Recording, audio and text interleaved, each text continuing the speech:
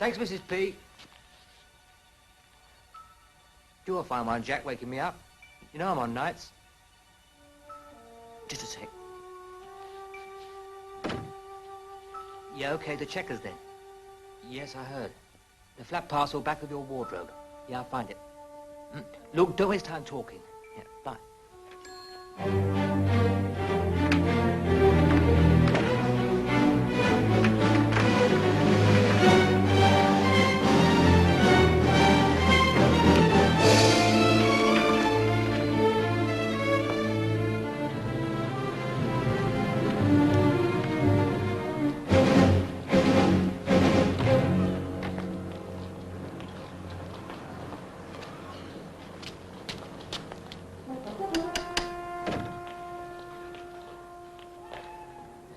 Mrs. Pesco? Yes?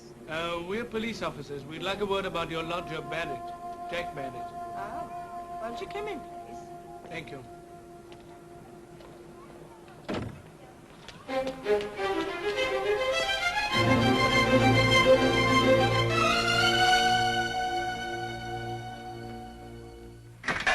Oh, Mr. Melville Farr's chambers? Can I speak to Mr. Farr, please? Oh, Barrett. Jack Barrett. Oh, thank you. He's quite a giant killer, this Major Humphreys. How long has he been running his head against this particular brick wall? 3 years, Mr. Farr. Ever since the Rural District Council designated his land for acquisition as a housing estate. Well, he's in the right, you know. It's beyond their powers under the 57 Housing Act. He's strangled in red tape. Do you think we should take it on, sir? The Major's funds must be running a bit low. Who are his solicitors? Hanbury and Wilcox. But don't worry about that if I were you. Point is, the Major's right, the Minister's wrong, and I should like to make them squirm. Mr. Jack Barrett for you, Mr. Farr. He says it's very urgent. All right, William. Telephone Major Humphreys' solicitors, arrange a meeting sometime next week. Very good, sir.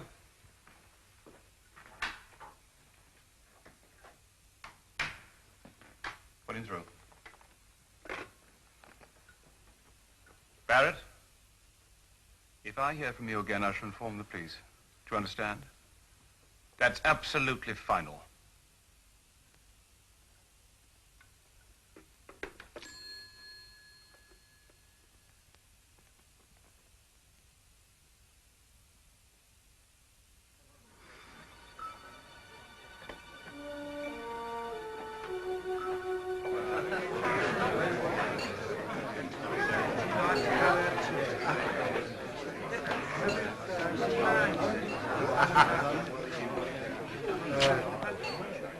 Boys, a bit exclusive today, isn't it?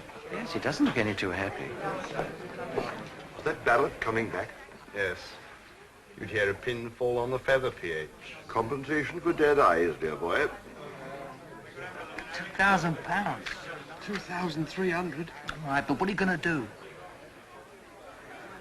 Did the police come? Yes, I had to nip out pretty smartish. Did you get the parcel?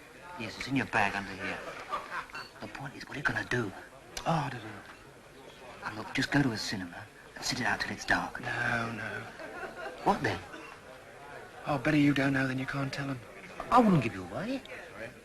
They'd twist it out of you. Now then, I wouldn't, mate. Look. I'll be all right now, Eddie. Thanks for bringing the parcel. No, you stay and finish my beer. Well, watch yourself now. Yeah.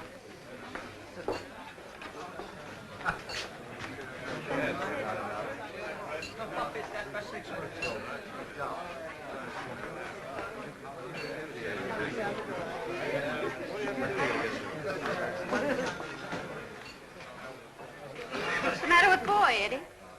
No, it's all right.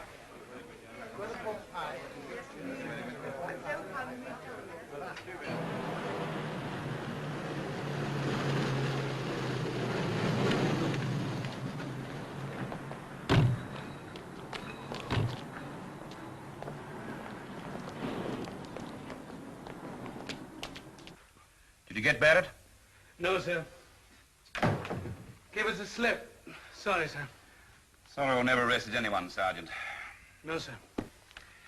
Find anything in his room? Nothing worth a penny, sir. Clean, tidy, very bare. I had a talk with the landlady. The boy never went anywhere. Hardly a shirt to his name. Lived out of tins in his room. This has a familiar ring, Brady. Yes, sir. And when you bring him in, we shall find the answer. Send out a general alert. Yes, sir. Get on with it, Bridie. Yes, sir.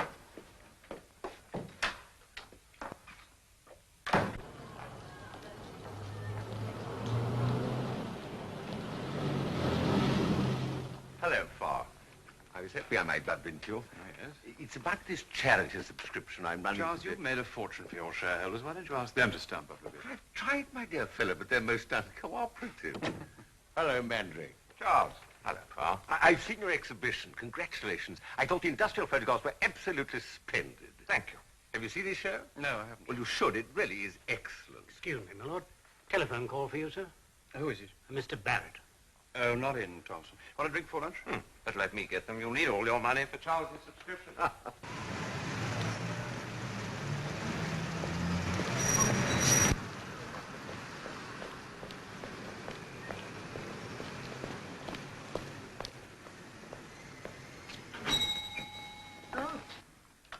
So you've turned up again, boy.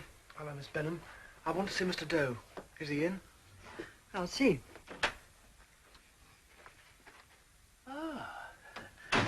So the prodigal's returned, Miss Benham. Looked us up again, eh? Can I speak to you? Shall I say yes, or shall I say no? Please, Harold. All right. I don't hold malice. Let's hear what you've got to say. Come along. Why aren't you working? Got the afternoon off. Very nice. Just going to make a cup of tea. Harold, I want you to promise me something. It's important. Promise? Well, it's waited 6 months. Surely you can wait a little longer. No, it can't. It's got to be now. Now? Are you dictating to me? Harold, listen, please. I said please once, boy. It didn't have much effect, did it? Oh, this is different. Oh, I see. You've got to promise me you'll never tell anyone. Tell? Have I got anything to tell? Well, yes. You remember, back last spring, when I left. Oh, that. Oh, well, there's no fun in gossip unless you can mention names. You never did you? Not that secrets don't have a horrid way of leaking out. Did you find out the name, Harold? Did you? I must know. What do you mean, must? I don't think I meant to tell you. Just sweat it out.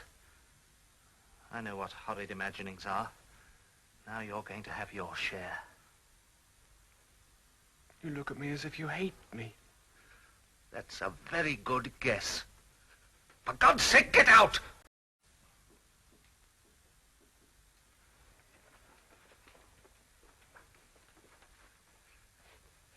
Come back when I'm in a better temper.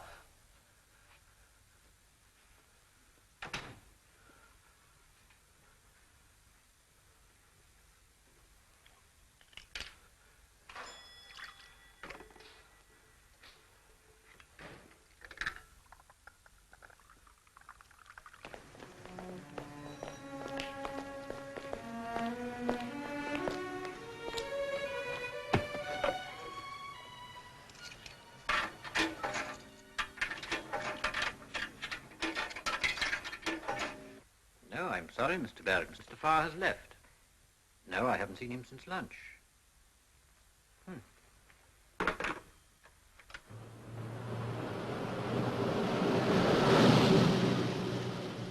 Yes, I agree, but by inclination we're all individualists. Every man wants to own his own business. But the pressure of modern commerce is gradually pushing the independent pressure out of existence. Now, my plan is to let them keep their autonomy, but at the same time have all the advantages the combines enjoy through an associated purchasing company. You haven't heard a damn word I've been saying. Yes, I have. It's a fine plan. It'll help a lot of people. I've heard because you're trained to listen with one ear and look with the other. You really care about people, don't you? Yes. Yes, of course I do.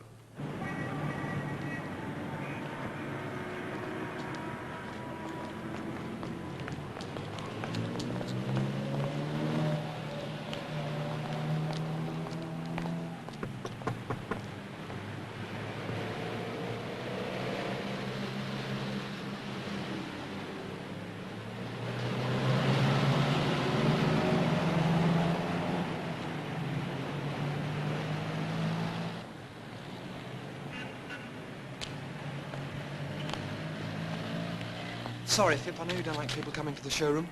Not me, old mate. The pass will be on keen on social calls. Fip, can you drive me out of London? Sorry, Sport. Couldn't have come to worse time. I'm scheduled to deliver a crate out at Richmond when I finish here. Where do you want to go? Kelworth, Newtown. Oh, flag a lift from a lorry. Be all right? Yeah. Yeah, I'll be all right.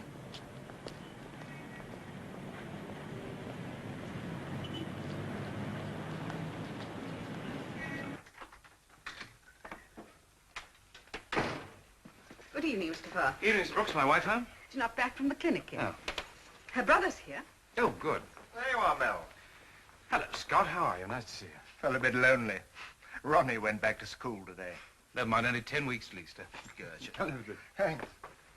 What's all this about clinics? Laura having trouble? No, no. Only of her own making. She's taken a spare-time job working with difficult children. Oh. Apparently she's rather good at it.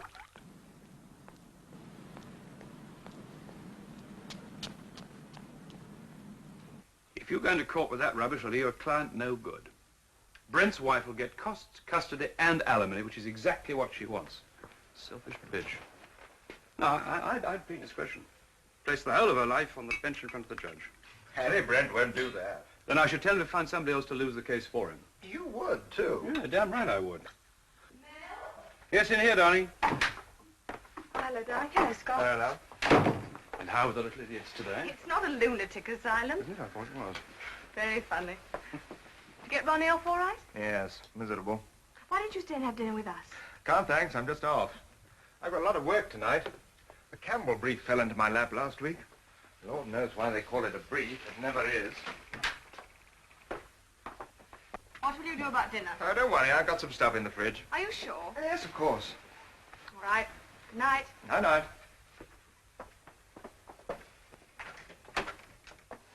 Take care of each other. Good night. Night.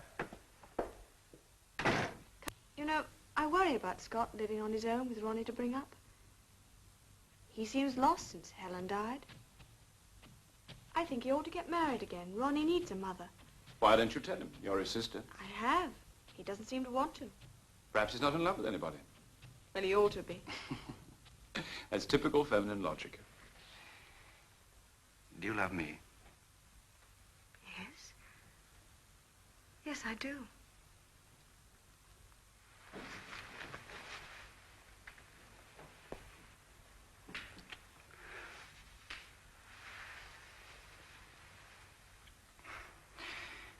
A little reassurance helps. Come on.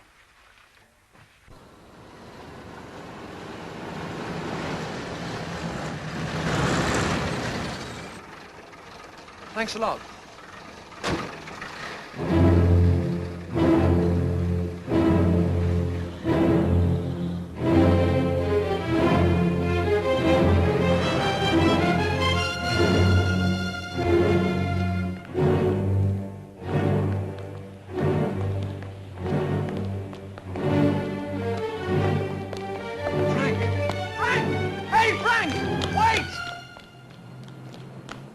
Hi, Frank. Oh, hello, Jack. Hi, Sylvie. Here. What? In here.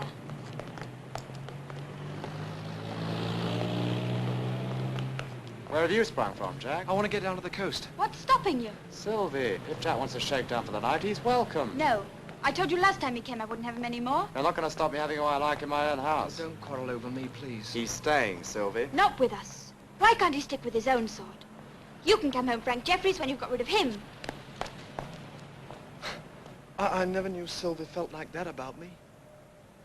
What's up, Jack? I'm in terrible trouble, Frank. Can I help? I've got to get out of the country. I can buy a job as a steward on a ship if I can get to Southampton. I need 20 quid, though. I haven't got it tonight, but I'll write it to you first thing in the morning. Will you? Of course I will. Thanks a lot, Frank. I'm sorry about... No. I'll say goodbye, then. No, I'll walk with you to the coast road. You can tell me all about it. Get it off your chest. It'll do you good. Well, if that's the way of it, you're in a hell of a mess. Have you told me everything? Everything.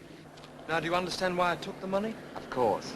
I wish you'd stay here and face the music. No. I'll go to the police with you. No, they'd twist hell out of me. Make me say why I took it. It's bound to come out in the end. Look, I know what I'm doing. I'll be off now, Frank. I'll soon catch a lift. Goodbye and thanks. What, for a measly 20 quid? No, for knowing me all these years. Still being a friend. Well, it used to be witches. At least they don't burn you. Good luck, Jack.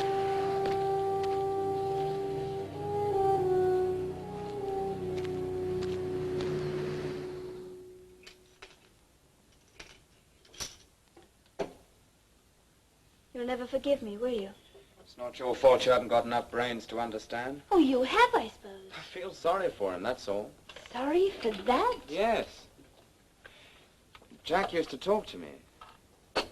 He's very lonely, deep inside. Hasn't got what you and I've got, Sylvie.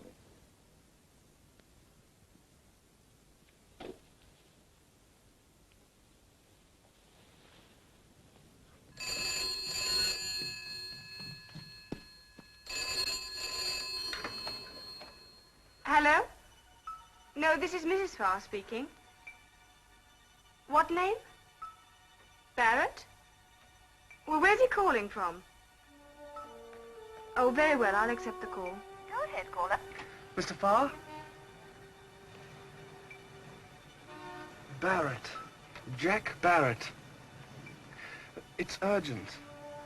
I'll call again at 8 in the morning. Oh, all right. I'll give him the message.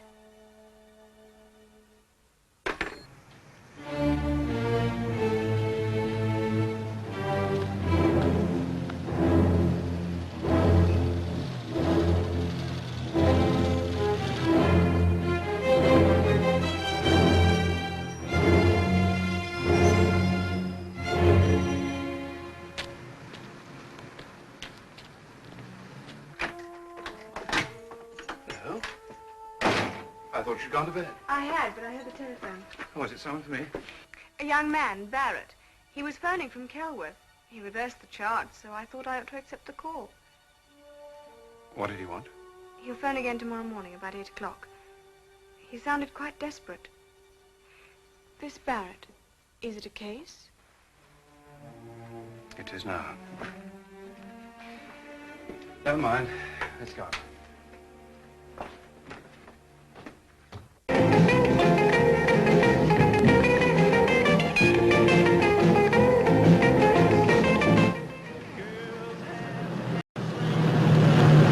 Mobiles and range, no girl living on my payroll. You can't hang diamond on a tag.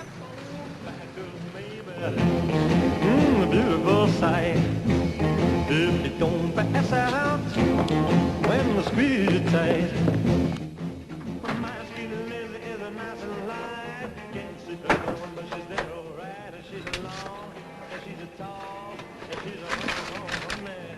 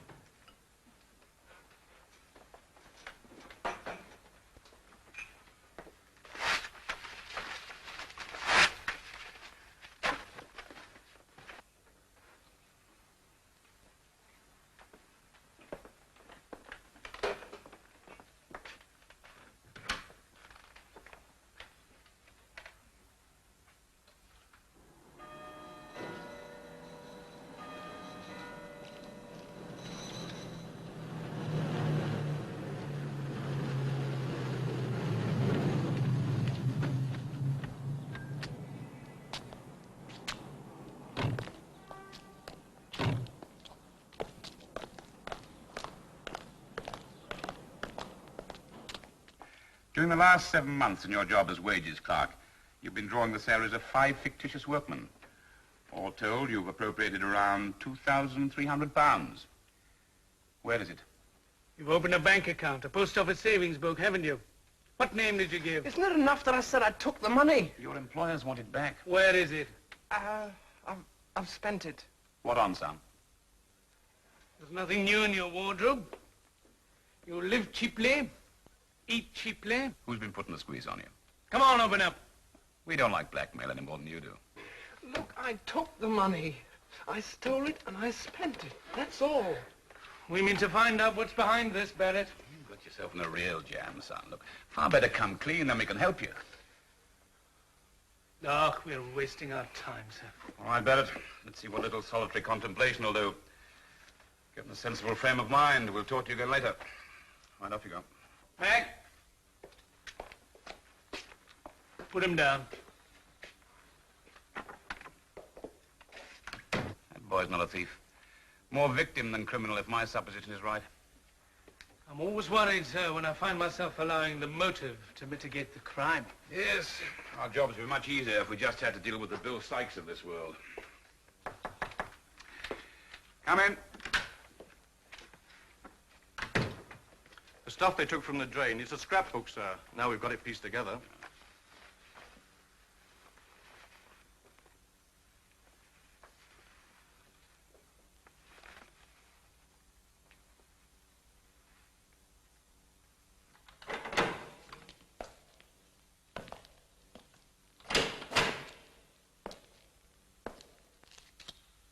You haven't eaten your dinner. Must stoke up, you know. What's going to happen to me? I'll talk to you again later when you've had a rest. Why don't you sleep a bit? Put your feet up. That's right. Rest. Shut your eyes. Sort out your answers. You'd have to tell the truth in the end. May as well make up your mind to it.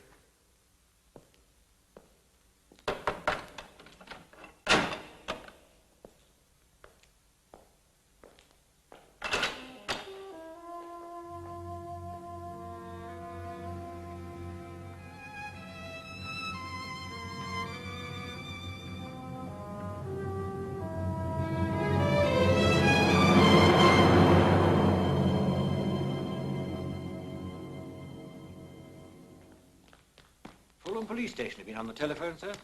Detective Inspector Harris. Well? He'd like you to drop in, sir. Oh, it's on my way home. What about it? The inspector didn't say so, but I got the impression it was a matter of some importance. Telephone my wife, will you? Tell her I'll be a bit late. Yes, sir. And there's another thing. Oh? A letter from the Lord Chancellor's office. Don't tell me we've been turned down. Hardly, sir. Our friends think you should have taken silk some time ago. Being a QC can be a risky business, William. Many a good junior practice has failed in the front row. I'm not worried about that, sir. I'm sure we shall be quite at home there. Oh, I'm glad you think so.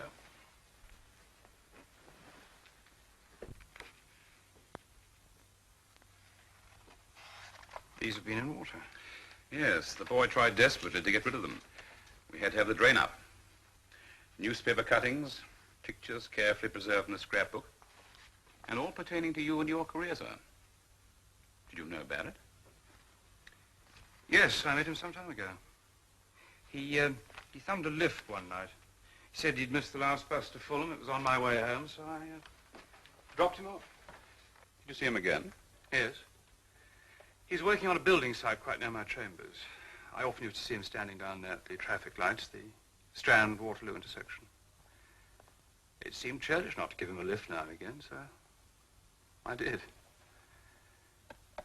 Then I stopped. Oh? Why did you do that, son?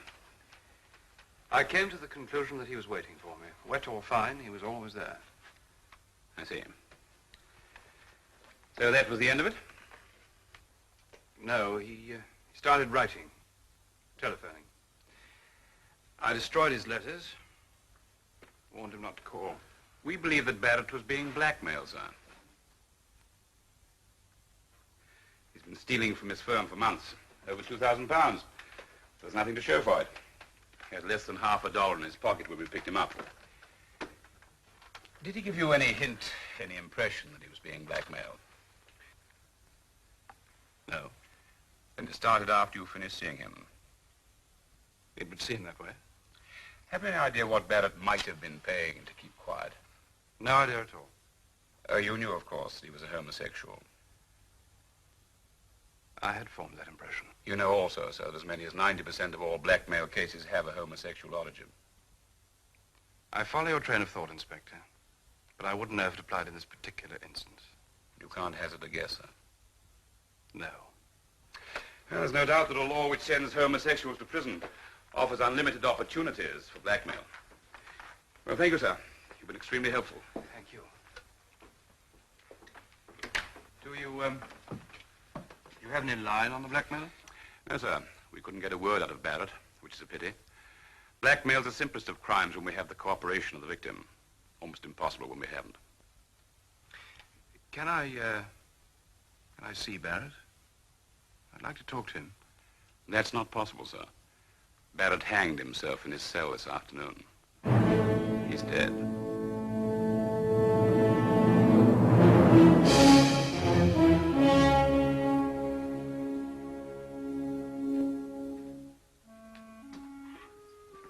Well, I'm sorry to have kept you waiting, Mr. Stone.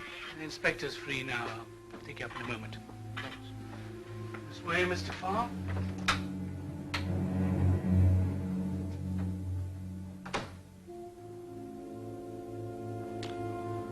That was Eddie Stone, sir. We fetched him to identify the body. Stone? He works as a ticket clerk at 2 Foster's Tube Station. Friend of Barrett's. Good night, sir.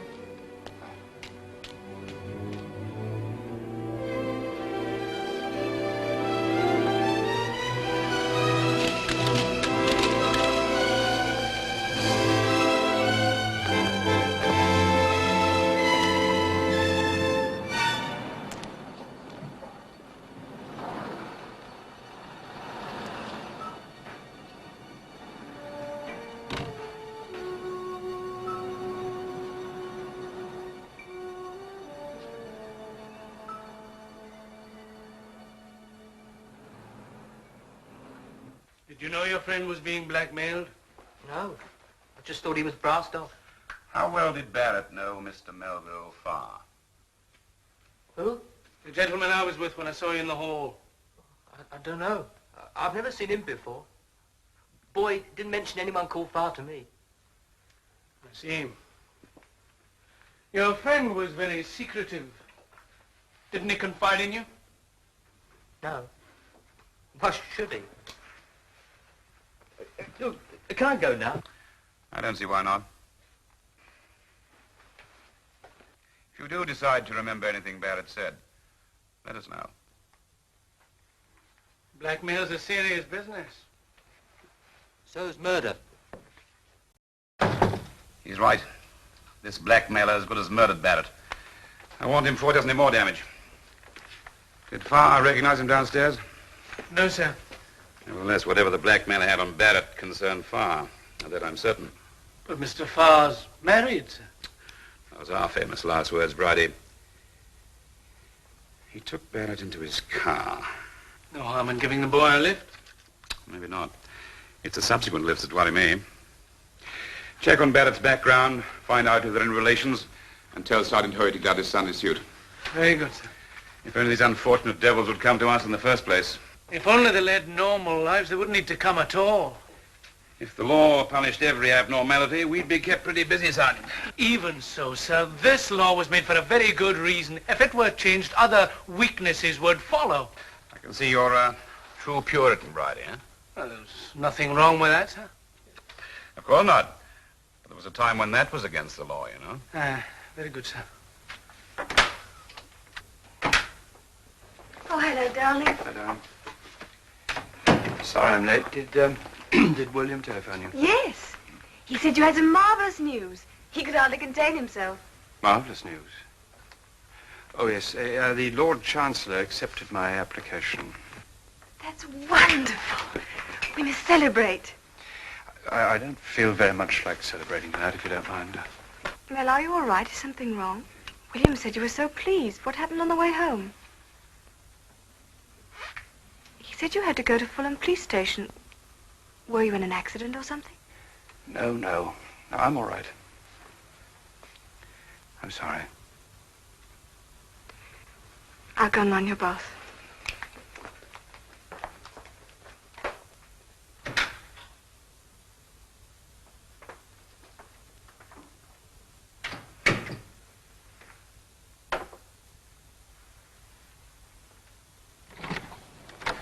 That you, Eddie? Who else? Here's your milk. Thanks. Oh, there's some letters by the phone for you. When did they come? Monday or Tuesday. Took them in with mine, I forgot.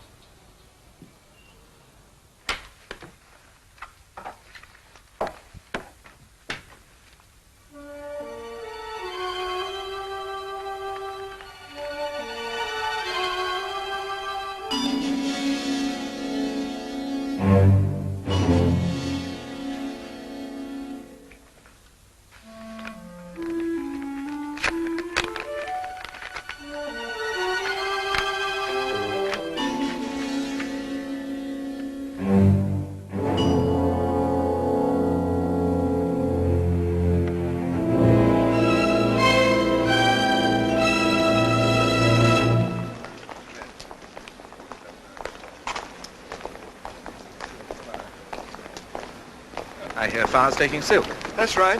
QC at 40. There's no stopping the blighter. We'll see him on the bench yet. Well, he's got a big enough practice. He'll be able to afford it.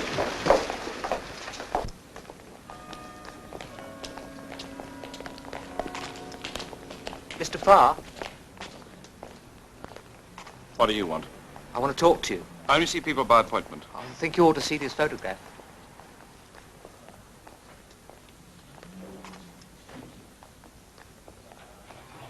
That's what boys paying to keep quiet. You and him. I just found it.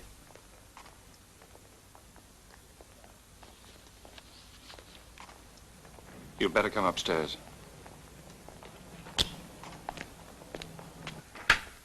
Morning, Mr. Farr. Morning, William.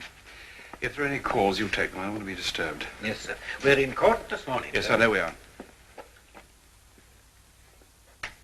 It's clear enough now. Boy stole all that money to pay for the negative. But the bastards never sent it.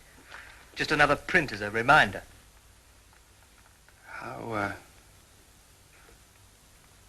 could they have taken this? They were obviously trailing Boy. Telephoto lens. It's an old Dodge. You were in the car. You would never see them. You've shown this to the police. Well, of course I haven't. But that's what he was trying to prevent. Don't you see? Yes, I see. I see. Why did he have to go and... Hang himself? He knew the police would get it out of him in the end. He didn't want to involve you. You'll be all right. Yes. He should have come to you. He wasn't big enough to be on his own like that. He should have come to you.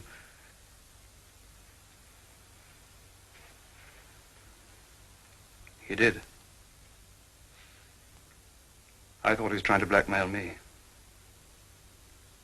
I wouldn't even talk to him. Jeez. Poor old boy. He didn't stand much of a chance between you and the blackie, did he? No. Well, I've let her go. I just thought you'd want to know. No, Stone, wait a minute. You know who was blackmailing him? No. Well, I'm going to find out. And you're going to help me. What for? They'll pack it in now. Now that he's dead. I mean, they're scared of tackling you, otherwise they would have done it in the first place. Why go looking for trouble? If I hadn't been trying so bloody hard to avoid trouble, this might never have happened. But it has. And they're not going to get away with it. Well, if you dig this over, it could end in one hell of a scandal. And it wouldn't only be you who came down. I know that. I can't help you. I don't know anything. You don't have to know anything. All you have to do is to watch. Watch for fear.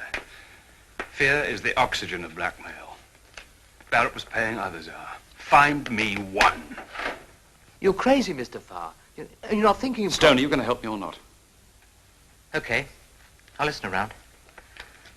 I'd like to get them too. But just remember, if you do run them down, you'll bring yourself down as well. Call me here. I'll call it.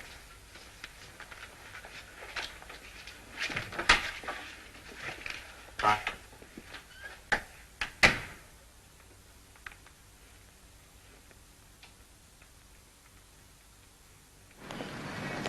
They should be there first thing in the morning, PH. Good.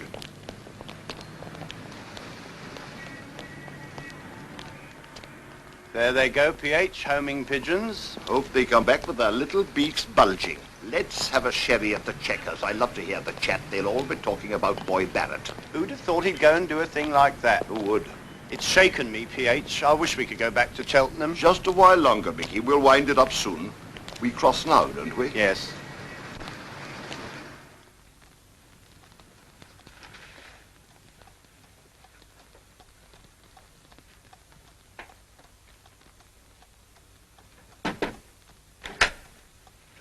I'm ready to go to the post, Mr. Doe. Mr. Doe. I'm ready to go to the post. Boy's dead. He hanged himself.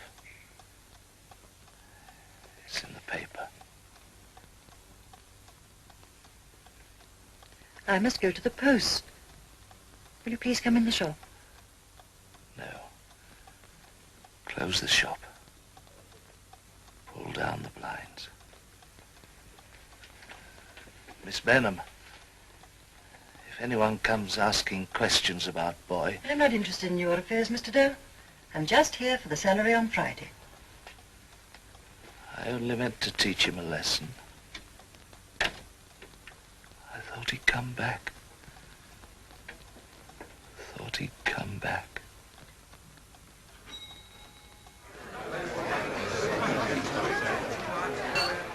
You don't know anything except what's in the papers. Oh, God, that's enough, isn't it? Henry the Comb looks like death warmed up. Shh. The troll speaking. She said Barrett never had a penny to bless himself with. What happened to the money? I could answer that in one. Pip's moving up now. Madge is pushing the boat out. Safe for him to come alongside. I've lost them now. Fill up the glasses, Mickey. Tio Pepe, please, not this treacle. Certainly, PH. Come on. Another drink all round. You'll feel better. Thanks, Major. I'll sink a jar. I'm flush this week. Modeling for Mandrake. Luxury fridges. Mandrake's good to you. Old pals act. We were in rep together 20 years ago at Bournemouth. Not for me, thanks, Madge. I feel like drinking today. Well, I'm off. Bye, all. Bye. For a man sitting on a gold mine, Henry looks pretty miserable. Henry's sold his gold mine. What's that you say? Yes. Bloke over there. He's the estate agent who did the sale.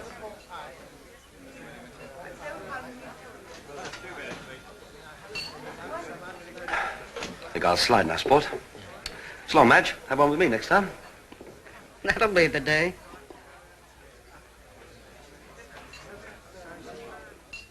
Fred. Yeah? Yeah. Who's the bloke in the pinstripe? He keeps looking at me. I don't know. He used to come in the wheat chief when I was there. A real lone wolf. I better go. See you. So long, Eddie. Yeah, cheers. I don't know how you can stand them. Oh, Eddie and Pip and the rest of them. All the same, the whole blooming lot. I thought they amused you. Oh, they're good for a laugh, all right. Very witty at times. Generous, too. I hate the bloody guts. Hey, Well, don't look at me like that. they're just not quite normal, dear. What's it matter to you?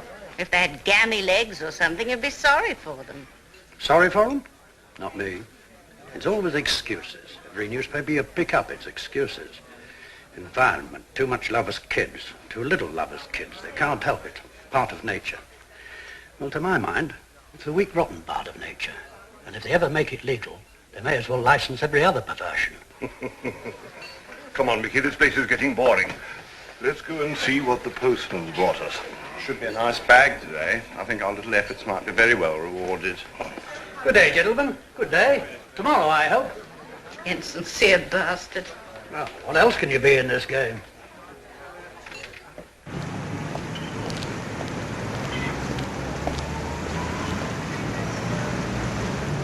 Eddie, I just saw you passing. Soldier's shop. Who told you that? Fred at the Checkers. He heard from the estate agent. Why, is it a secret? No, of course not. But I wish people would mind their own business, that's all. Anyway, I am off on Thursday. Eddie, I am sorry about boy. You'll miss him. Yes. If you're sending any flowers, put a few blooms in for me. Yes, I will. Well, goodbye then. Yes. Goodbye. Good luck.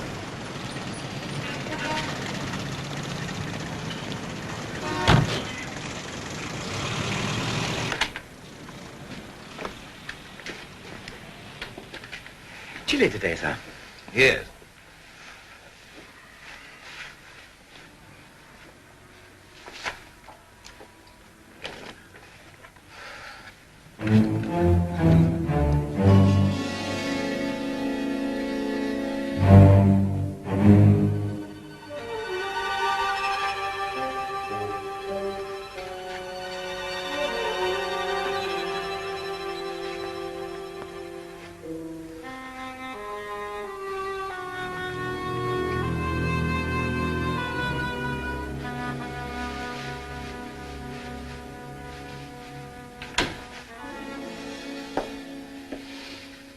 Take a seat, sir. I shan't keep you a minute.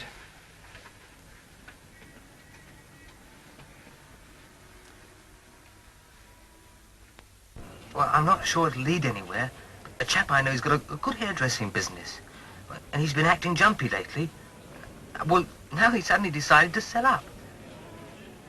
Yeah, but it could be he's being squeezed as well. What's his address? And his name? I'd like to catch him just before he closes. Yeah, but I must hang up because I've got customers. Yeah, Henry's of Harborne Street. Right, bye.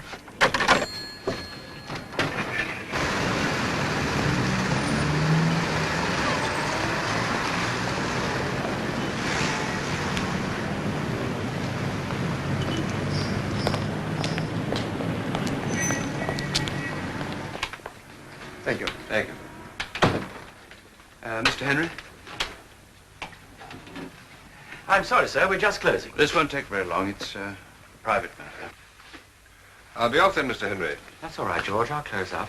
Good night. Good night. I understand you're selling this place. Who told you that? You're being blackmailed, aren't you? What are you talking about? I don't know what you're talking about. But you are selling this place all the same, aren't you? I haven't told anyone where I'm going. Who are you? And you're afraid of being followed. Who's squeezing you, Henry? I don't know. Who are you? You're from the police? No. I'm a friend of someone you used to know. Boy Barrett. I want to know who killed him. You can help me. How do you pay the money? I don't remember. I'm not saying anything. I can't help the way I am, but the law says I'm a criminal. I've been to prison 4 times. I couldn't go through that again. Not at my age. I'm going to Canada. I've made up my mind to be sensible, as the prison doctor used to say. Don't care how lonely, but sensible. Can't stand any more trouble. I'm sorry about Boy Barrett, but he's dead, finished. Nothing can help him now. Barrett's death was murder. Do you want that to go unpunished? Who are you? Melville Farr. I'm a barrister. The blackmailer can't reach you in Canada. Tell me how you pay the money and let me deal with it. It wouldn't help. Do you know anyone else who's paying? No, no. I think you do. I'm not saying another word, Mr. Farr. My number's in the book. If you change your mind, let me know. Not a chance. I've got myself to think of. Nature played me a dirty trick. I'm going to see I get a few years' peace and quiet in return. You've got a big position. They'd listen to you. You ought to be able to state our case. Tell them there's no magic cure for how we are. Certainly not behind prison bars. I've come to feel like a criminal, an outlaw. Do you know what I think, Mr. Farr? I think Boy Barrett's well out of it.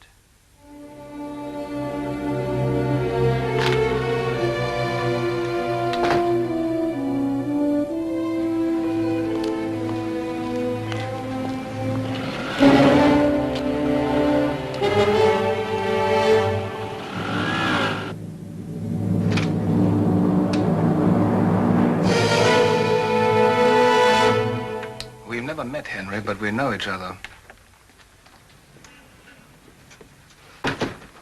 You might say that we're pen pals. Now, they say that you're going away without paying your debts. Bad show, Henry. You can't expect to flourish like the green bay tree. Aye. Don't interrupt. You've been talking to Mr. Melville Farr. What did you tell him? I didn't tell him anything. Oh, now think, Henry. What did you tell that fine, upstanding barrister? I didn't tell him anything. You ridiculous old sordid, you. If you could only see yourself. You look your age tonight, Henry. What a funny color you've gone. I think we'll have a little privacy.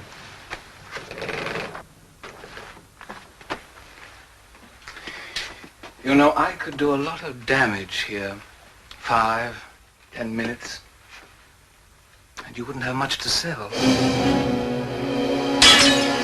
stop gaping. There's nothing that a little chat won't put right. All I want is the answer to a simple question. What did you tell Mr. Melville Farr?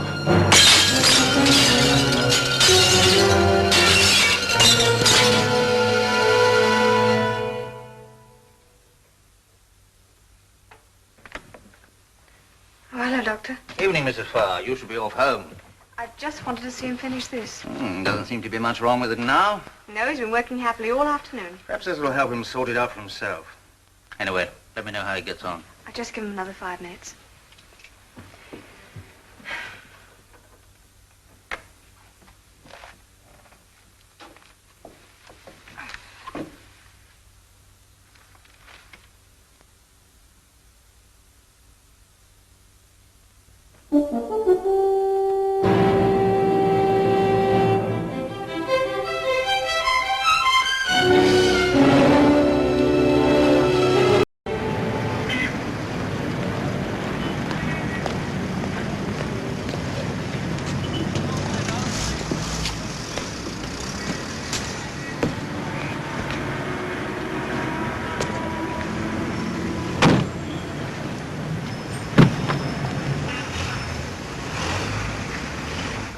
Well, he was all right when I left the place, making a funny noise in his throat. But it looks like we have lost a good subscriber. No, I don't think he told Farr anything. Yes, you're right. Farr is showing a lot of interest. I think we ought to find out what he's up to. A cop doing his rounds found the back door unlocked. Henry was lying there with the telephone in his hand. Shop smashed to blazes. Henry had a weak heart. Did you say he had the telephone in his hand? Yes, that's right.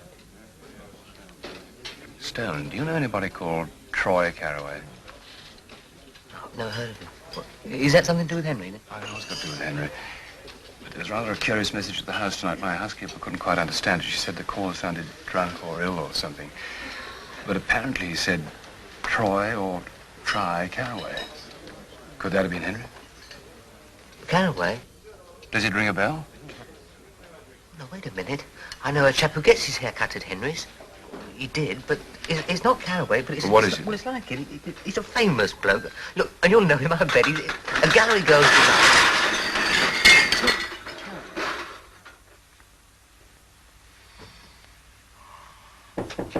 Yeah?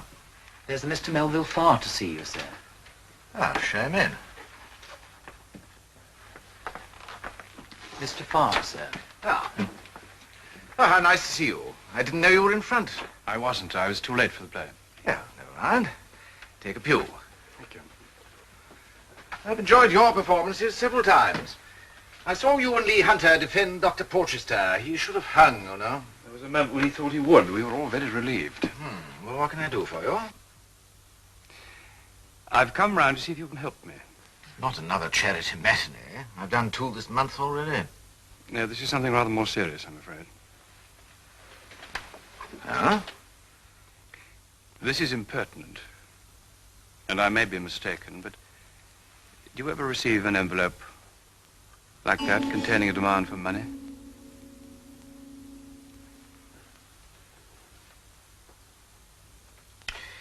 this some sort of a joke? Would you tell me how you paid? I don't know what you're talking about. I think you do. I have a client in the same situation. I thought you might cooperate and help me to put an end to it.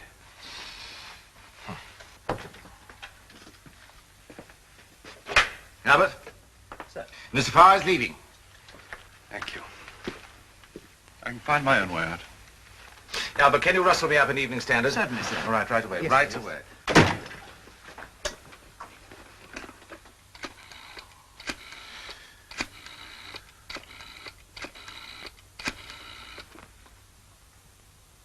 Hello, Tilly. Oh, this is Tiny. Thank God you're at home.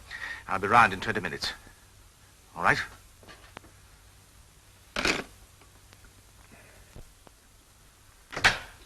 Sir? There's been a hairdresser found dead in Harbin Street. Just came through on the teleprinter. Shop was broken up. Looks like a murder case. Harbin Street. That's West End Central. Have we enough crime in this division for you, Bridie? He was a convicted homosexual, sir. I see. There might be a tie-up with the Barrett case. If this hairdresser was paying blackmail too... I'm quite as good at guessing as you are, Sergeant. Just get me the facts, will you? Yes, sir. Just one of them would come forward. Just one. They're afraid of this sort of violence, sir. Yes, of course, they're only little people. I thought we might have heard from Mr. Farr, though.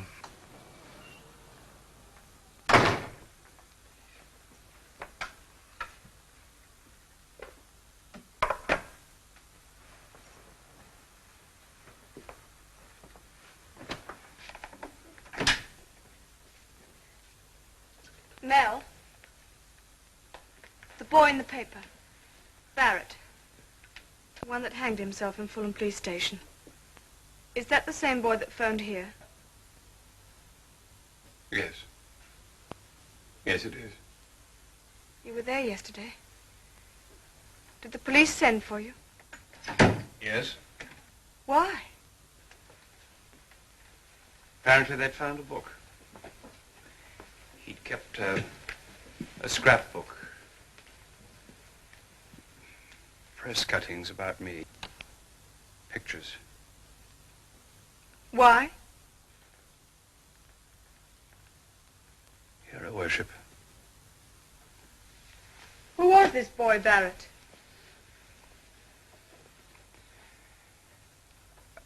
I gave him a lift occasionally. You never told me.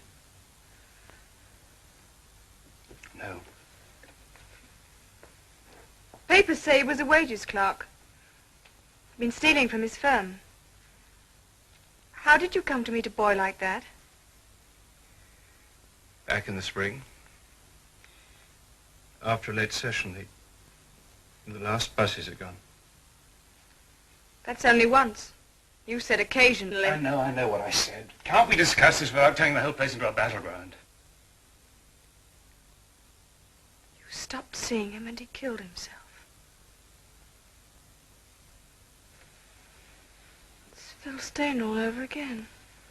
No. Wasn't the same with Stainer. Barrett was... What was Barrett?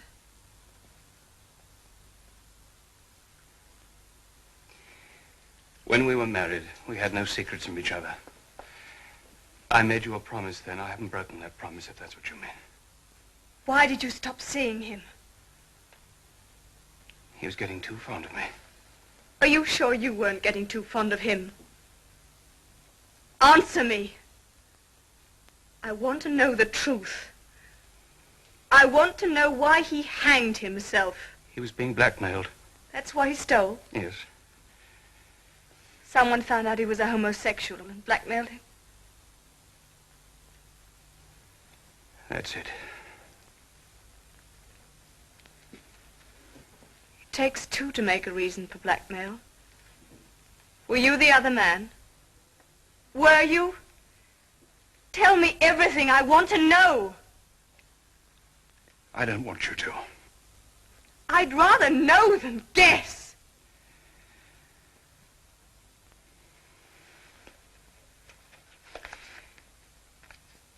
You'd been paying for months to stop copies of this Going round the temple.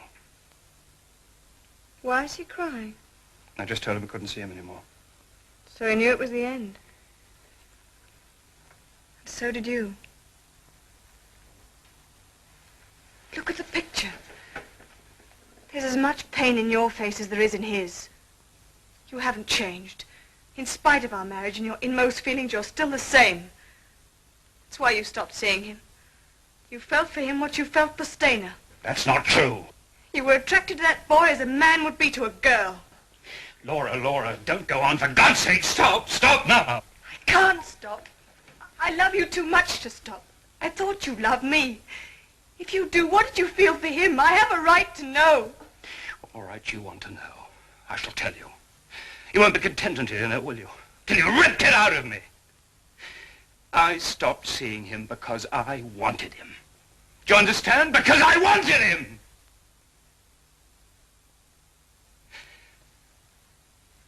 Now, what good has that done you?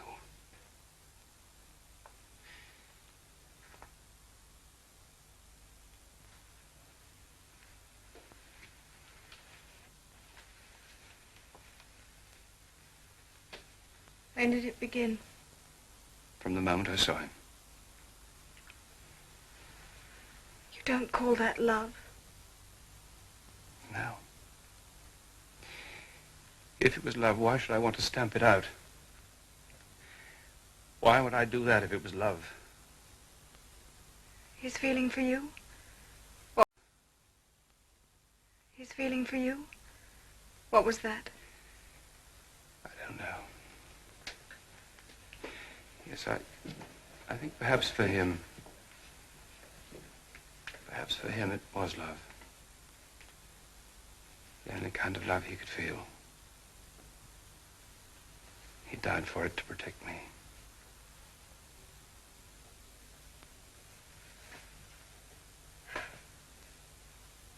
That thought will remain with you for the rest of your life.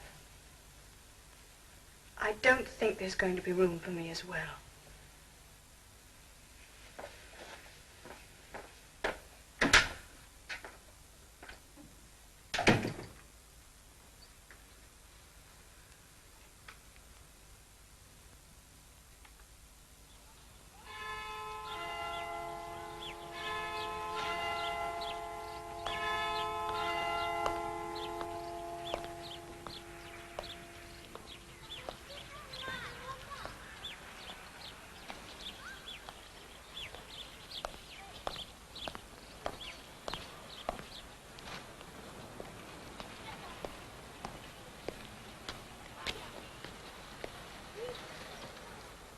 Yes, my lord. Oh, just one moment, please. Lord Fulbrook, sir. Thank you, Mrs. Brooks.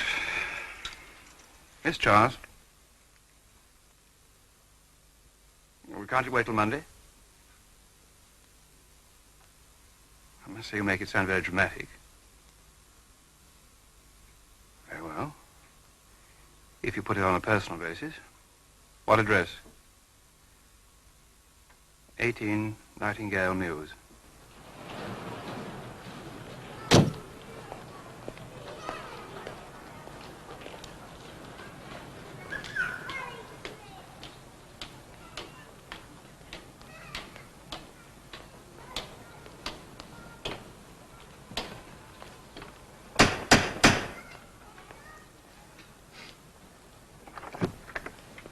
Come in.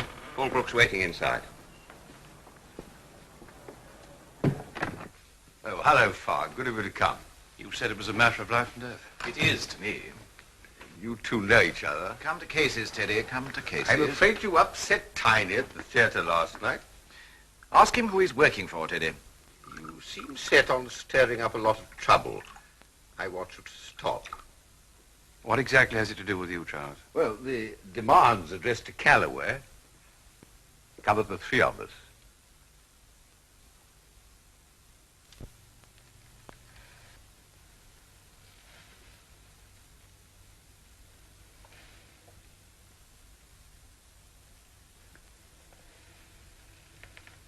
I see. Frankly, I'm surprised. Why? You're a sophisticated man. You know the invert is part of nature. See that? But I've known you for years, Charles. What is discreet about these things? What do you want? Well, I want you to persuade your client to join us. We'll pay the blackmailer off in one nice big sum. Hmm? Any idea who it is? No. It's a filthy thing, extortion. Where'd you leave the money? At the... There you are, Teddy. You haven't done a damn bit of good. Steady, Tyler. Listen, our apparently calm acceptance of this blackmail must seem very extraordinary to you. But do you ever wonder about the law that makes us all victims of any cheap thug who finds out about our natural instincts? Paying blackmail won't alter the law. It'll only encourage the blackmailer. We've got to pay. Tell him, Teddy. Explain. If we don't pay, 10 to 1, we land in jail. With our crime so-called, damn nearly parallel with robbery with violence. Man-made laws are never perfect.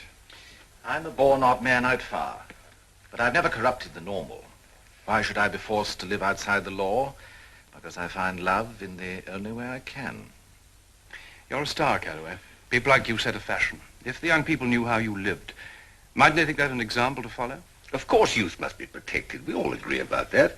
But that doesn't mean that consenting males in private should be pilloried by an antiquated law and made meat for blackmail. If you're old enough to vote, you're old enough to choose your own way of life. Many of us reach the grave without arriving at that stage of responsibility. Do you support the law? I am a lawyer. Did you ever hear from the Stainers, Farr? I was the old man's secretary. That's how I knew young Stainer killed himself. While you stayed alive, shrouded yourself in virtue, and married Judge Hankins' daughter. Like an alcoholic takes a cure. I thought you were unconscionably put out. Now I see it's the rage of Caliban on seeing his own reflection in the glass. I may share your instincts, but I've always resisted them. That's what cost young Stainer his life. He was a neurotic and an hysteric. Deny me and I'll kill myself. He was always crying wolf. What did happen to Stainer? When we were up at Cambridge together, we became very good friends for a while. He was clever and amusing, but quite unstable and completely possessive. One night he telephoned to say that he was going to kill himself. I didn't believe him. He'd said it before. But apparently this time he meant it. And that's all there was to it. All this ancient history isn't getting us anywhere. Did you or didn't you? Who cares? What you've got to do now is to forget any ideas you've got about exposing these people. Bring them down and we come with them. Just pay. You pay, Calloway. I shall make my own decision.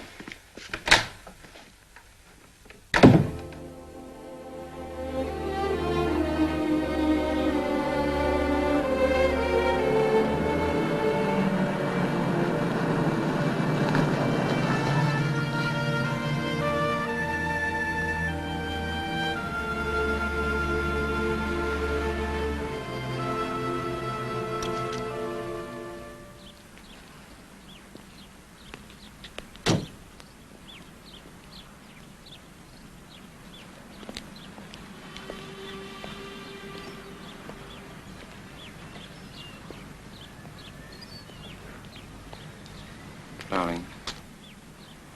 Darling, come home. It's cold. Been awake all night? Yes, I've been awake, looking at myself.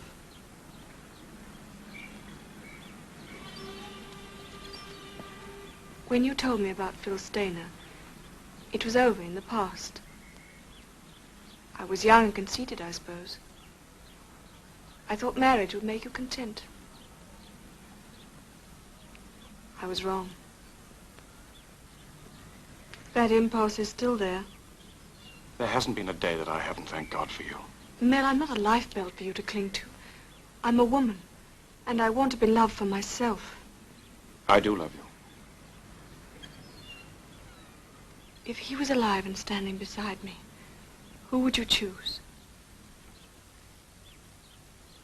You've had your answer to that. But he's still in your heart.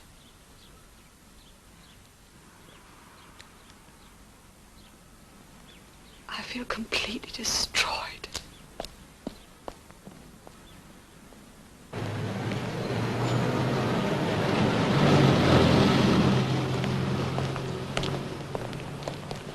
Have coffee tonight.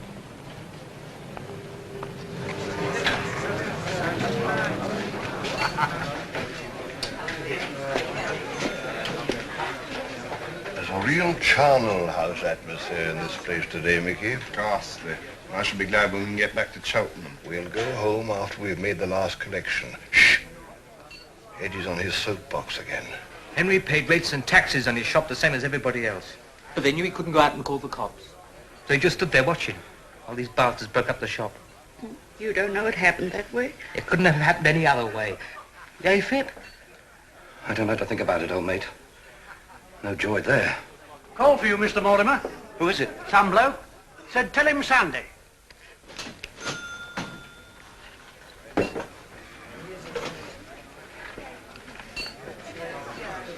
Madge. What? Oh, what are you drinking? Oh, no more for me, dear. I'm working today, modeling corsets at Hobday and Rouse's. Hope they've got the studio warm. It's always the same. Mink in August and bikinis Christmas. Oh, well, that's life. See you. Yeah, bye.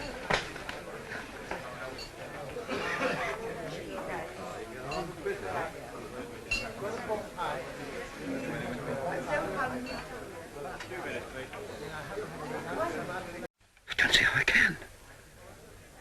But how? It's impossible. I know. I said I know. Well, I'll work it. Yeah, somehow.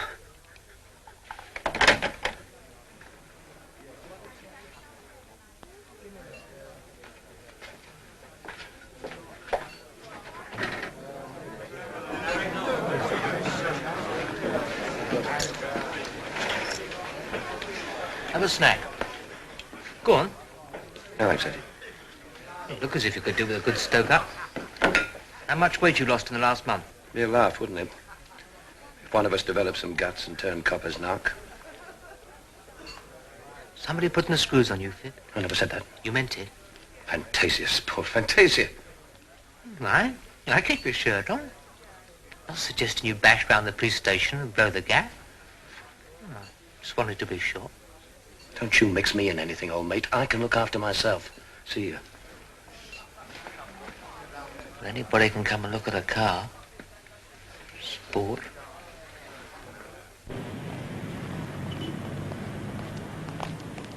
You can put a penny on the bonnet, sir, and I promise you the coin won't vibrate one iota. Would you drive around the park, Mr. Mortimer? Very good, sir.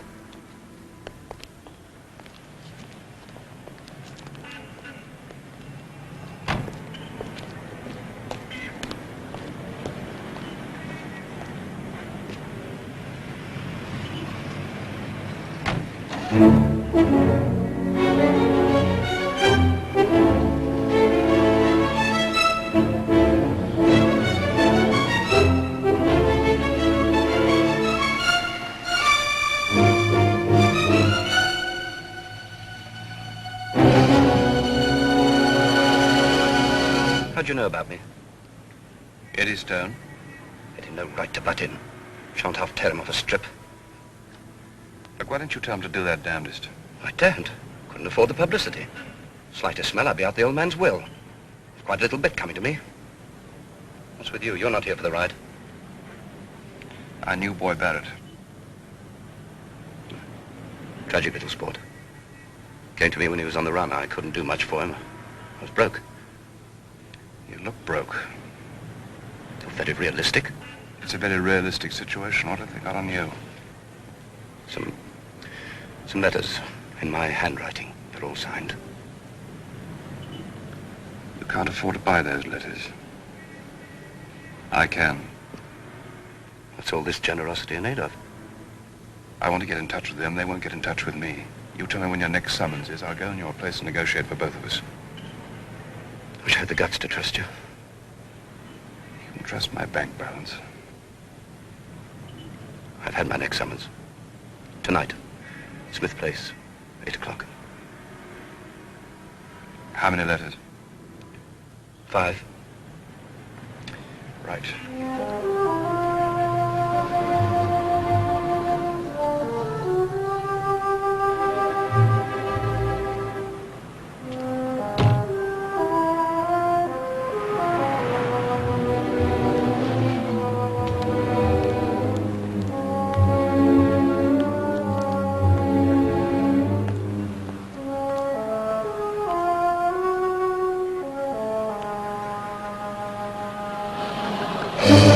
Over here, Mr. Farr.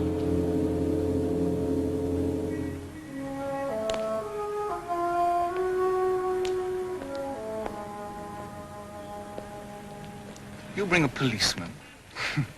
Not that I care if you have. You see, my motto is different from yours. Mens sano in corpore sano. Gotcha. It wouldn't take long for a magistrate to decide who's got the clean mind in the healthy body. I knew the white hope of Cavendish's cars would blab when I saw him joyriding with you in the park. Well, I want to buy his letters and what you've got on me, the negative. I shan't take one without the other. I must remind you, Mr. Farr, that you're in no position to say what you'll do. It's a question of policy with us. We don't usually sell original material. It won't be peanuts. I shan't hand over any money until I see the negative and the letters. The question is how much? Don't push, Mr. Farr. Don't push. We say when.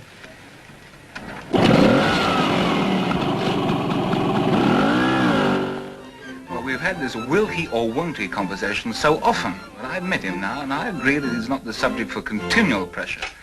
Soft for one payment, though. Well, no, not too greedy. He's got a lot at stake. Wife, career. Yes, the more they've got, the more they fight to keep it. Now, that is a hell of a good idea. I'll watch. I'll make sure she's out. Oh, it'll only take me a few moments once I'm there. A nice salutary warning. See what'll happen if you blab. Okay, well, bye.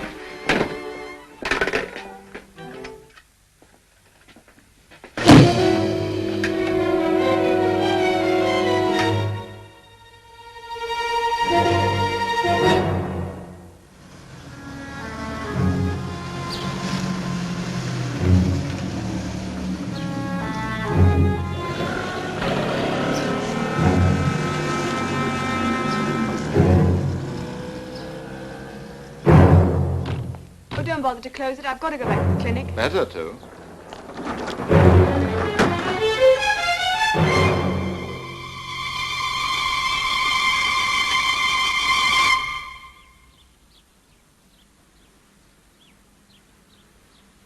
It's only whitewash. It'll wash off.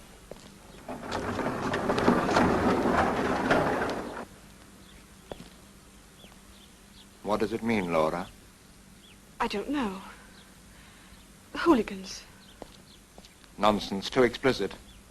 This spells oblique blackmail to me. What's behind it? I don't know. Oh, come along. It's beginning to make a pattern. How long have you known? I don't know what you're talking about. Is Mel queer, as they say? You have to make up your own mind about that. I've already done that, my dear. It's time you had someone to talk to. You knew nothing about this boy, Barrett? You didn't suspect anything? No. I suppose in the back of my mind I've always dreaded this, but Mel seems so happy and satisfied with our marriage. Successful. Well, he's been successful, all right, but what has this marriage meant for you? Have you been satisfied? Yes. Yes. He's very kind and understanding. That's not what I mean. Have you found real love, Laura? Yes, I think so. It's all I've known. How dared he marry you? There was nothing he didn't tell me. I married Mel knowing everything about him. How could you possibly understand what it might mean? You were 19. I loved him then. In spite of everything, I can't stop loving him. You can't understand that, can you? No, I don't think I can. My dear, I've prosecuted and I've defended this offense. Either way, it brings havoc. Mel hasn't committed an offense. Perhaps not, but the rot's still there. Look how he's behaving now. What's happened to his integrity? Mel's to become a QC, Laura. Eventually a judge, even. Is he going to sit on the bench knowing that he himself has covered up a serious crime? But he's done nothing, I tell you. The crime I'm talking about is blackmail. If he doesn't go to the police about this, he'll be covering up blackmail. If he does go to the police, it's the end of his career, everything he's ever worked for. It's the end of himself if he doesn't. He can either go to the police, which apparently he's reluctant to do, or he can deal with it himself. Oh, yes, Mel's clever enough to run them down, turn their own weapon against them, do as I say or I'll hand you over. And what does that make him? A blackmailer. No better than they are. You mean you can't avoid being destroyed, whichever happens? Yes, I do, Laura. And I don't want you to be destroyed with him. You're young enough to start again. Clear off. Leave Mel to fight this battle on his own. You don't really think I could do that? It's not only you I'm thinking of. I've got a son. And I'm not going to have Ronnie here worshipping Mel, knowing what I do.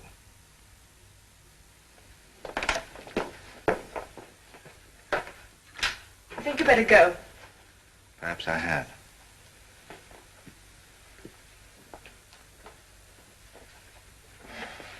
Well, I'm up the road if you want me.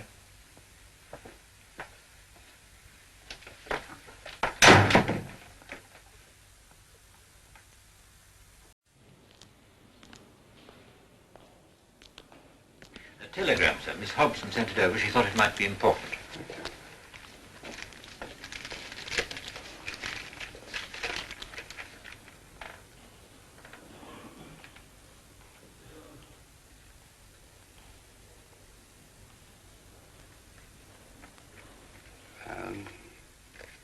I'm going out. Cancel my lunch date and apologize, Mr. Canning. Right, sir.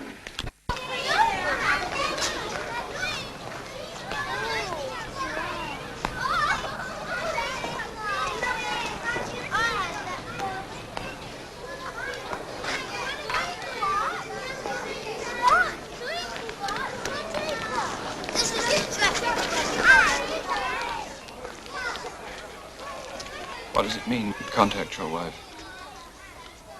Someone been to the house? No. What does it mean?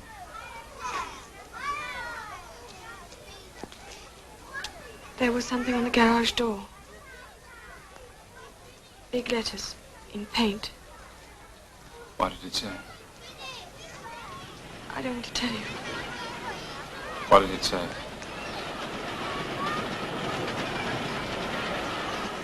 Farr is queer.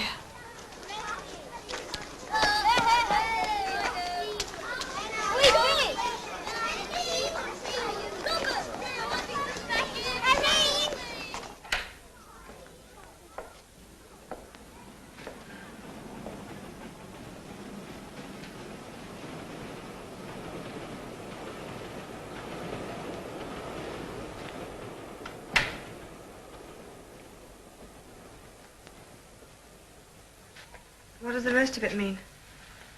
All these instructions. Where to take the money and how to pay it. The dirty words on the garage door are a final test of strength. They're a gentle reminder that you could be included in this failed operations, too. Are you going to keep the appointment? A man who's paying blackmail is hardly likely to make an ideal QC. I'm sure your brother Scott will tell you that. Oh, never mind what Scott says. He's a perfect barometer of public morality. In any case, he's right. But if I hand the blackmailer over to the police, it won't just be the end of my career. It'll be the end of everything. And our ugly little story will appear in daily installments on millions of breakfast tables. On the other hand, if I pay, I buy security. Of a sort. What are you going to do? For the moment, I'm going up to town. I've taken enough away from you already. When I come home, I shan't expect to find you there. Just leave an address with Mrs. Brooks so that she can send anything on to you.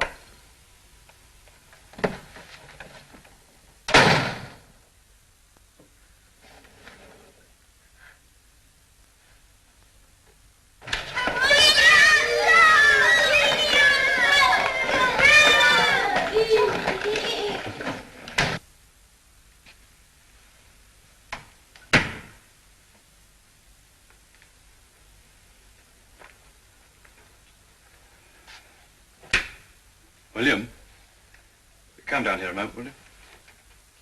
Yes, sir. Close the door. I'm afraid you've got to prepare yourself for a bit of a shock. I'm sorry to worry you with this, but I'm not quite sure how this is all going to end, and I don't want it to burst in your face.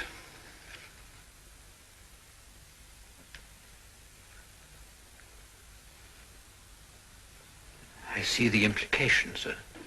But this couldn't be the basis of any charge. I know. That's the tragedy of it. The boy thought it could. It wouldn't mean anything if he weren't crying. As it is, I suppose it looks everything. Yes. It's a very good likeness. We must get the negatives. Thank you, William. I expected at least one question. Don't you have any? I've believed in your integrity for 10 years, sir. I can see no reason to question it now.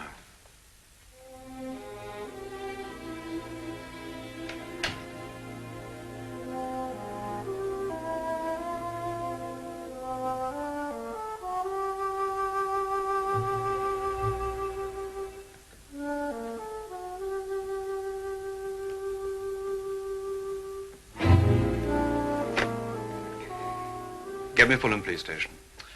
It's all there. Ask Melville to pick them up. Get them red-handed when they collect the loot. Right, sir. Yeah? Who? Bradley. Listen to this call. Put Mr. Farr on. No, sir, not really surprised. I thought you'd be calling sooner or later. Yes, Mr. Farr. I'm listening. 6 homing pigeons, PH. Not bad for a last collection. Very good, my dear. I say, this one's got a dollop in its beak. A cheque for £50 from that woman in Exeter. You certainly can pile on the agony. Don't open them in the street, Mickey. All right, I just thought you'd like to know. And we'd like to know, too. It's a fair cop, son. I don't know what you're talking about. Who are you? Police officers making an arrest. On what charge? Yes, what's the charge? False pretenses. A system of writing begging letters, presenting yourselves as widows and orphans for the purpose of extracting money. I was deeply moved by your letter telling me of your husband's tragic death. Nothing can ease your grief, but I hope the enclosed cheque will help keep yourself and poor little Wendy out of Queer Street. Come along now, the car's waiting.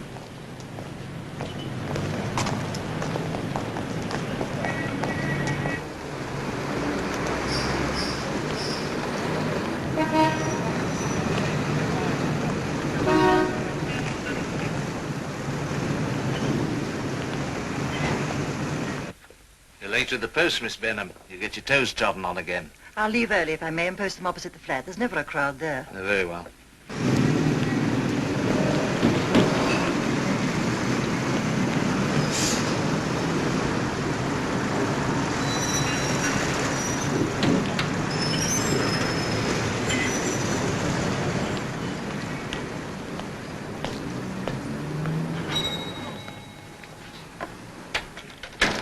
Can I help you, sir?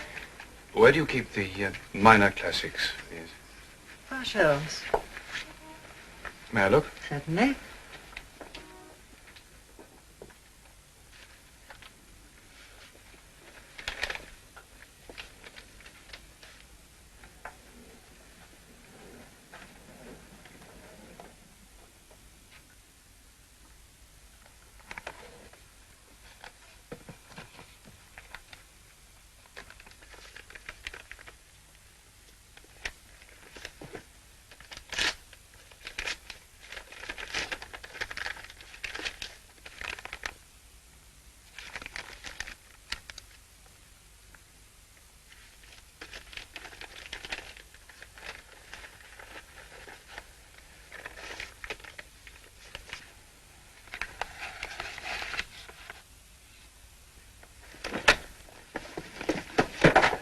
Leave that, sir. I'll see to it.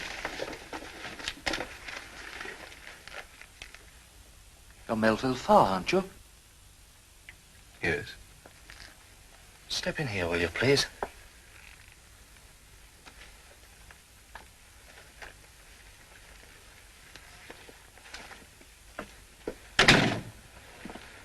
How dare you come in my shop?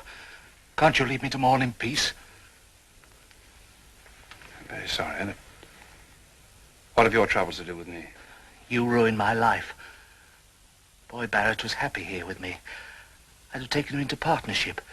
He'd have had a home. You ruined my life. Boy Barrett was happy here with me. I'd have taken him into partnership. He'd have had a home here. You destroyed all that. Do you realize what you did?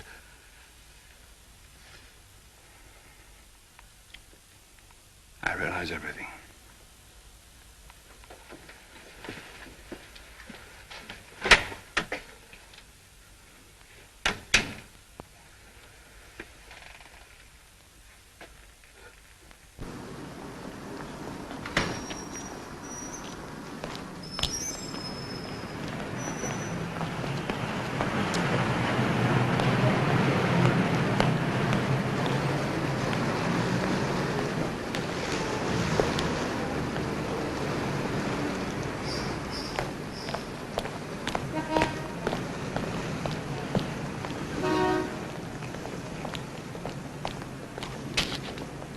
Well, Howie? Money was taken down and pocketed almost immediately, sir. Come on. There we are, sir. The money's in the shoulder bag. Will you get back to the station? Get out of your Sunday suit. No use busting your cover. Right. Are you sure you'd recognize the youth on the Lambretta without his goggles, sir? Recognize him anywhere. Right.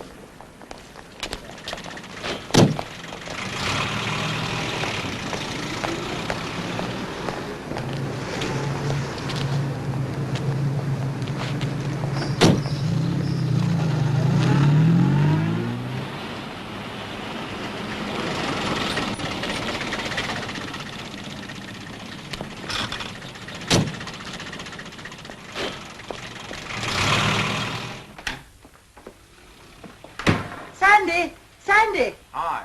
Don't come in for a minute, B. Did you collect? Yes, all here. Okay.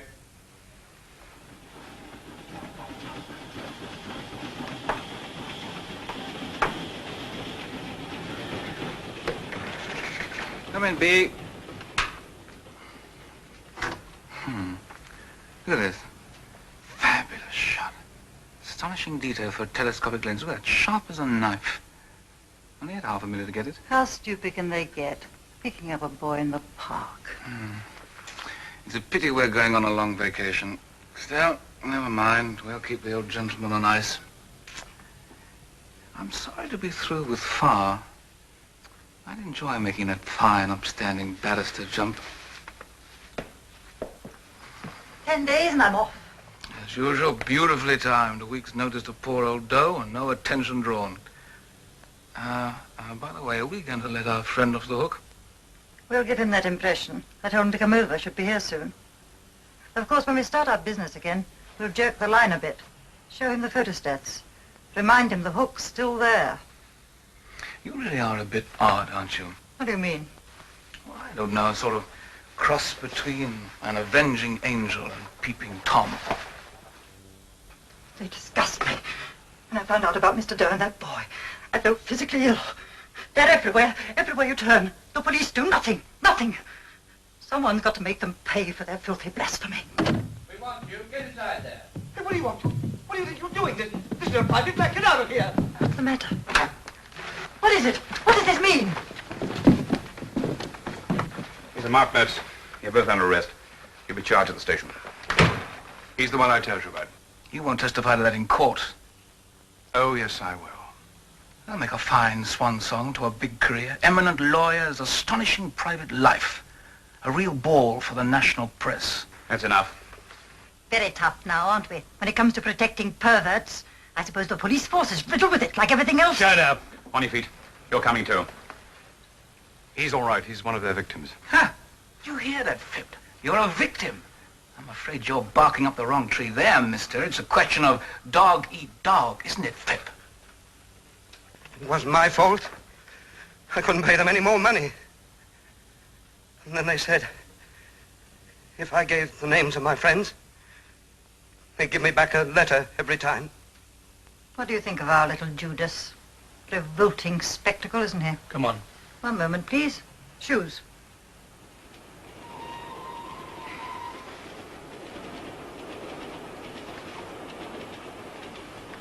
Coat. Ready. It's the ungodly in great power, all right. And flourishing like the green bay tree. But we'll have our say in court, though. On your feet. Move. Don't charge me under my real name. I got money coming to me, quite a bit of money. I wouldn't mind sharing it. I'm not greedy. I'd sign a note. I'll walk him downstairs, sir. They're going to be very vicious when they do get into court, sir. Don't worry, Harris. I shan't let you down. No, sir. What do you think they'll get? With your evidence to the limit. Barrett's death and that little hairdresser fella Henry are bound to weigh against them. Well, I'm glad we've got them. It seems tragic that your career has to go west in the getting. Somebody once called this law against homosexuals the blackmailers' charter. Is that how you feel about it? I'm a policeman, sir. I don't have feelings. Well, if you'll come with me now, sir, it'll be helpful if we can have your statement right away. Yes.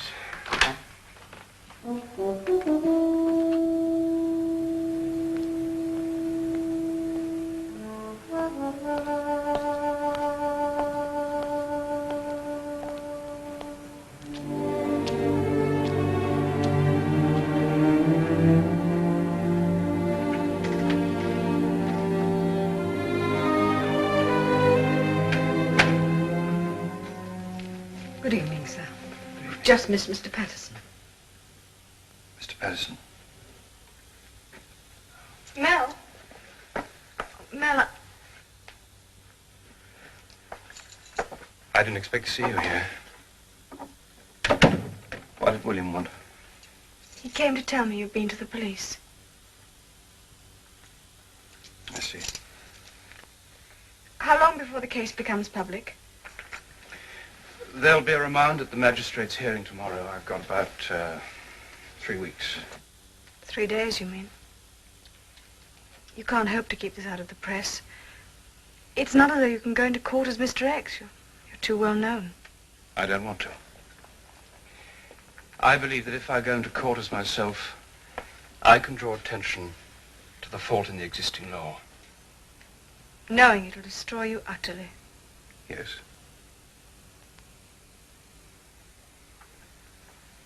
We're going to need each other very much, aren't we?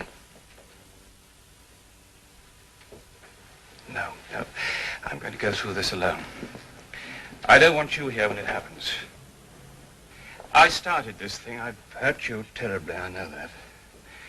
But I can just get through it to the end if you're not here to face the final humiliations. They're going to call me filthy names. My friends are going to lower their eyes, and my enemies say they always guessed. I don't want you a part of that Roman holiday. I love you too deeply for that. Shall I come back? You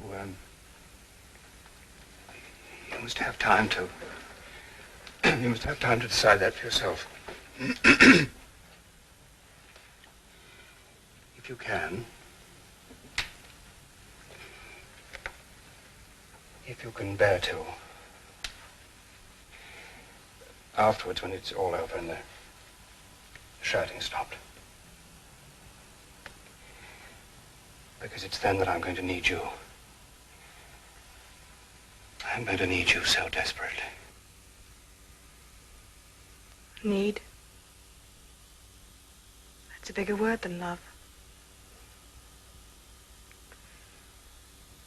Suddenly I feel very strong.